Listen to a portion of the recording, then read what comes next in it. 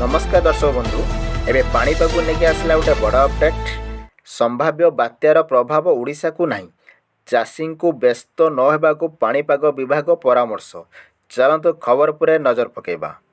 दक्षिण बंगोपसागर में सक्रिय घूर्णिबलय घनीभूत होगापाई संगठित हेउची बादल खंड।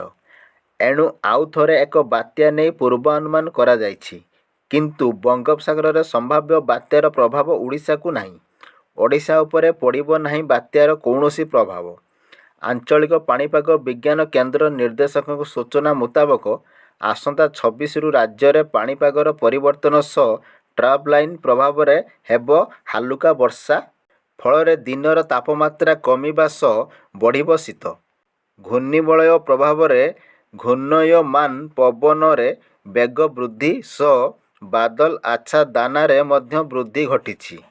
अर्थात अधिक घनीभूत हेउची घूर्णिबलय क्रमश पश्चिम उत्तर पश्चिम दिगरे गति करी आज दक्षिण पूर्व बंगोपसागर में लघुचाप क्षेत्र सृष्टि हेबो। परे सेही समान दिग अर्थात पश्चिम उत्तर पश्चिम दिगरे गति करी नवेम्बर 25 बेलू दक्षिण पश्चिम बंगोपसागर में घनीभूत होई अवपातर परिणत हेबो।